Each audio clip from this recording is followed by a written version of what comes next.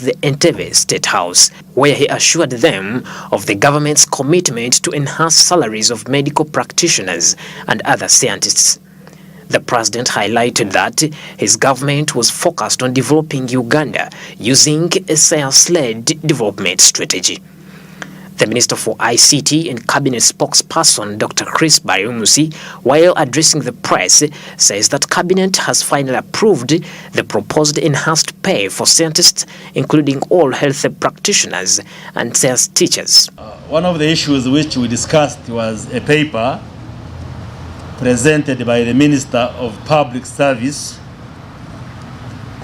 where he presented proposals to enhance the pay of scientists in this country. Scientists, health professionals, science teachers, science tutors, instructors, lecturers, and scientists in public universities. So all those scientists who work for government, the proposal was to increase their pay so that we take this as a strategic intervention in order to build a knowledge-based economy.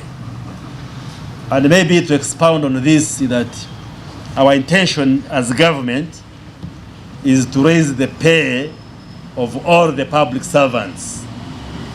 But we are going to start with scientists. But even those who are non-scientists, eventually will have their pay raised. But specifically, we discussed the issue of enhancing the pay of scientists, because science is the base of our livelihood, our economy, and whatever we do. And therefore, as one way of investing the science, technology, innovations, and related skills, government has taken a deliberate decision to enhance the pay of scientists so that we can motivate them. And the president has been very consistent on this, that scientists should be paid better. Okay, all civil servants should be paid better, but notably, science must be motivated. We must deliberately promote the teaching of science and popularize science in our country, because where development is moving, science is very key. At the meeting, the president said that each of the doctors will get 5 million as a starting salary from July this year. Currently, a medical intern earns 940,000 in gross salary, while a medical officer earns 3 million. A senior consultant earns 7.3 million. Entry level for a graduate into the civil service, we should pay such an officer 4 million shillings, and for a medical doctor who is entering into a service, 5 million shillings, and then correspondingly you pay the other ranks accordingly. And for emphasis, the scientists include the secondary school teachers who teach science. And therefore that was a major decision that Cabinet took yesterday after deliberations and the back and forth discussions. You know, for instance, there has been a lot of unhappiness among the medical workers with respect to their pay. And for several years, there have been industrial actions, protests from health workers because of pay. And therefore, this decision which we took is going to enhance the pay of not only health workers, but also the other scientists. Now, encompassed in this decision is that we also took note that we have many doctors who are not employed in the government. When I completed the university as a medical doctor, I did internship for 1 year, and then I was posted to a government hospital.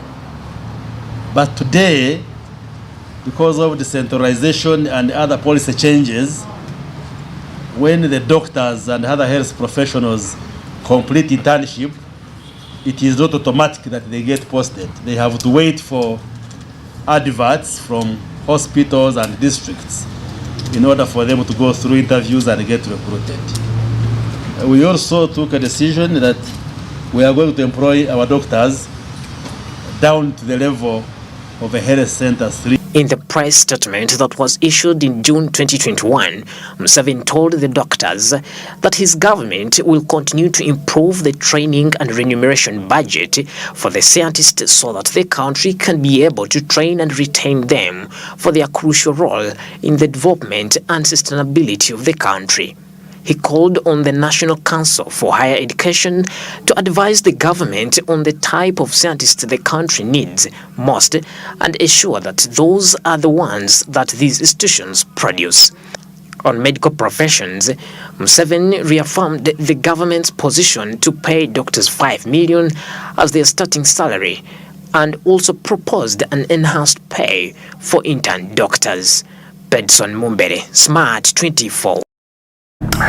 All right, there now that's the statement coming in from the Uganda Media Center, where the cabinet did approve a proposed enhancement to pay scientists and the science teachers, that is in the institutions of learning, to actually involve them and actually develop the science sector when it comes to technology in Uganda, and it will actually help in the innovation and building innovation grounds on board in Uganda as well. Now, moving on into our news hours again, Uganda is going to host the East African Monetary Institute as a precursor to hosting the East African Central Bank. Now, officials do say that Uganda has got what it takes to have the East African Central Bank in the heart of the Pearl of Africa. Have a look. According to the East African Affairs Ministry, EAMI is one of the 4 institutions expected to carry out much of the preparatory work for the creation of the East African Monetary Union. The other 3 institutions are the East African Community Financial Services Commission, the East African Community Surveillance, Compliance and Enforcement Commission, and the East African Community Statistics Commission. According to the first Deputy Premier and Minister of East African Affairs, Rebecca Kadaga, the decision was reached in a virtual meeting with the Ministers of Finance, Internal Affairs, Lands and that of East African Affairs. Countries binding for right to host EAMI are Kenya, Tanzania, Uganda and Rwanda. However, according to the Minister of ICT, Uganda has been chosen for it has got what it takes. You know, Uganda is one of the countries that constitute the East African community, so there is a process going on to identify a country among the countries constituting the community to host the East African Monetary Institute, which will transition into the East African Central Bank. And Uganda is one of the countries that have put in a bid, and our focus is that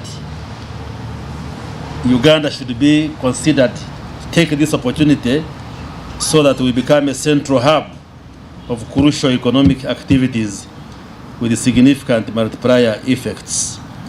For instance, boosting economic activities by offering business opportunities to local entrepreneurs in hotels and restaurants, transport, trade, ICT, financial services, tourism, among others, in addition to providing lucrative business for the national carrier Uganda Airlines. So there are many advantages that will accrue from hosting this important facility. This initiative is set to provide an enabling environment for the private sector to take full advantage of the community through the promotion of a continuous dialogue with the private sector to help create an improved business environment and enhance investor confidence in the region. the minister responsible for East African Community Affairs on how far we have gone in having this bid processed. There are 4 countries which put in a bid, and we are quite certain that we are the best competitor, and hopefully when the technical team which will be visiting the different countries to carry out a verification to assess the suitability of the countries, they should be able to find Uganda the most suitable. So even you, the media practitioners, you should engage your colleagues in the other countries and market the country, Uganda, that Uganda is the best country among the East African community countries to host this East African Monetary Institute. In any case, the other countries have other institutions which they host, and in Uganda we don't have many regional institutions which we host, so we do hope that this opportunity should come to Uganda, but we are doing all it takes to engage our counterparts, our partner states, even those that applied and put in bids, if possible, to consider and let Uganda take. But it's a competitive process, and therefore the minister was briefing us on the steps taken so far and what we need to do to ensure that we can go through this successfully as a country. The East African Monetary Union is an important stage in the process of the East African Community ESC regional integration, as the East African Monetary Union Protocol was adopted in accordance with the East African Community Treaty and signed on 30th November 2013. It lays groundwork for a monetary union within 10 years and allows the East African Community partner states to progressively converge their currencies into a single currency in the community. Joram Post. Now, the East African Monetary Union is one of the most important stages in the process of the East African Community regional integration, and that means the East African Monetary Union Protocol, which was adopted in accordance with the East African Community Treaty and signed on 30th November 2013, would clearly give groundwork for this to actually progress. That is according to the ministers there in Uganda. Now, moving on, Ugandans have been urged to need to actually have a positive mindset towards parish development model that the government is set to roll out to turn around service delivery. The call was made by Chilinyanga Cyprian, the Commissioner of Policy and Planning at the Ministry of Local Government. Take a look at this story. Development model is an approach aimed at organizing and delivering public and private sector interventions for the creation at the parish levels as the lowest economic planning unit. It accelerates the implementation of area-based community development planned, and it will be financed by the government of Uganda to a tune of 200 billion in the first year of implementation. Chaliang Cyprian, the Commissioner of Policy and Planning at the Ministry of Local Government, is calling on Ugandans to therefore embrace the initiative than politicizing it. Well, the facts about the parish model are very clear. It is just beginning.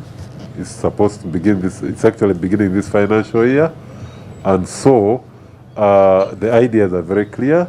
There's nothing political about it. Whether you are what party or which party, you need money. So we are not, the money is not for a single party or something, no. The Parish Development Committee is clear, it was elected, and maybe I should tell you, the chairmanship of the Parish Development Committee is the LC2 chairman, who was elected by the parish. And so the parish chief is the secretary. So, and there are about 7 or so members, and so they know you in the parish. So there's no way you can politicize it. It's about you producing and benefiting from it. The parish model provides a rare opportunity for sustainability transformation, the predominantly subsistence household both in urban and rural areas, to money economy as well as a better coordination of extension of services at parish level for enhanced agriculture output and post-harvest management practices. Now, how is it going to be done? How it's going to be done is by moving people from subsistence into the money economy. So the idea is the more people you move away from subsistence and put in the money economy, the more people are going to be moving out of poverty, because now they are not producing for their own consumption, they are producing for the market. It now means they have to increase production, and therefore we should be able to get a market for the production, and they are able to get more incomes. That is basically the idea of the parish development model. So the parish development model has 7 pillars. Pillar number 1 is production, processing, and marketing. Now, this is the most important pillar, because out of the rest of the pillars, the other pillars are actually there to support the pillar of production, processing, and marketing. So we are saying, can you produce, instead of producing 1 acre, can you increase and you produce probably 2 acres of maize? If you have 1 cow for milking, can you increase them to 2 or 3 so that production increases? The moment production increases, then you will definitely get more money. So now government is putting in place other pillars to support that production. So one of them, for example, is the revolving fund, and I think this is what people are talking about more. The revolving fund is just to support the production. If I need 500,000 to be able to cultivate another 1 acre of land to make it 2 acres, then I go to the parish development committee and borrow 500,000. So this money is not coming just for the sake of being distributed. No, it's coming to support production, to help you to produce more. Members of Parliament across the political divide called for a careful study of the model and urged the government to create a special fund for it and not merge it with already existing poverty alleviation programs. Pedson Mumbere, Smart 24. Now, the parish model development that is actually that was adopted in the new financial year of 2021-2022 there, as the members of parliament across the political divide do call for a careful study of this particular model and urge the government to create a special fund for it as well and not merge with already existing poverty alleviation programs regarding that particular parish model that was set in place by the government ahead of the financial year 2021-2022. Now, still moving on, IMF has released special drawing rights for poor countries to access cheap finances as the member countries of the International Monetary Fund, which is the IMF, have, including Uganda, have started receiving their new special drawing rights, the SDR allocation, under a program aimed at helping the countries out of a financial crisis. Take a look at this story. Poorer countries like Uganda do not have enough capacity to even acquire the vaccines needed to protect their populations, hence the need for help by organizations like the IMF. The special drawing rights is an accounting unit which the IMF uses to deal with member countries and is based on the average value of 5 top currencies of the world, which is the US dollar, the British pound, the Chinese renminbi, the Japanese yen, and the euro. Each member country of the IMF, therefore, has a total amount of SDRs it is entitled to as part of its foreign reserves.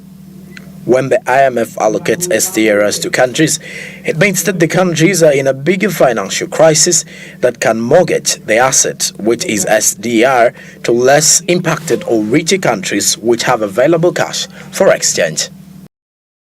All right, then now speaking of the IMF release that was coming up from the special drawing of rights for poorer countries to access the cheaper finances. Speaking of which, even Uganda is among the countries that will be receiving this special drawing rights, the SDR.